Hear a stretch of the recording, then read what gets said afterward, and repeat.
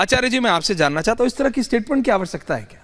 आप दोनों से एक एक करके। देखिए, सबसे पहले तो ऐश्वर्या जी, ये क्या हो गया है, अगर ये स्टेटमेंट किसी और धर्म के अगेंस्ट दिया जाता, नहीं, किसी भी धर्म के अगेंस्ट क्यों? ये हिंदू आप मेरे को बताइए आचार्य जी, किसी भी धर्म के खिलाफ ऐसा बोलना चाहिए? सनातन हो, हिंदू हो, मुस्लिम हो, सिख हो, ईसाई, किसी के खिलाफ बोलना भाई नहीं बोलना चाहिए किसी धर्म के अगेंस्ट। लेकिन बोला जाता है सिर्फ एक के खिलाफ, सिर्फ हिंदू धर्म। क्यों?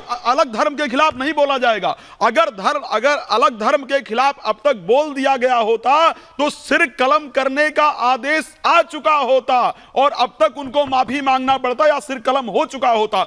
सिर्फ इस देश के 85% जो हमारे हिंदू हैं, जो हमारे सनातनी हैं, वो इतना सहनशील हैं। नहीं, अच्छी बात है सहनशील प्रकार से इस्तेमाल किया। आचार्य राज, अच्छी बात है सहनशील है, लेकिन 15% के वोट के लिए 15% को रिझाने के लिए, वो कह रहे हैं कि उनके लिए, मैं कह रहा हूं किसी को भी रिझाने के लिए हो या ना हो, सबसे इस तरह की टिप्पणी करना इन प्रिंसिपल ही गलत है आचार्य। ऐश्वर्या भाई, गलत है, लेकिन बात तो यह भी है ना कि क्यों हमारे साथ वो बार बार गलत किया जाता है? क्यों गलत किया जाता है भाई? सुप्रीम कोर्ट अपने 1995 के अपने उसमें कहता है, फैसले में कहता है कि हिंदू एक धर्म नहीं है, सनातन एक धर्म नहीं है, बल्कि सनातन जीवन जीने का एक तरीका। जी, आ रहा हूं मैं। तो ये सीधी सी बात है कि सनातन का अपमान है, और वास्तविकता में इस प्रकार का अपमान, क्योंकि हम बहुत सहनशील हैं, हम बर्दाश्त करने को तैयार हैं, हम वही हमारी ताकत है आचार्य राज। आचार्य शैलेश जी, आ रहा हूं।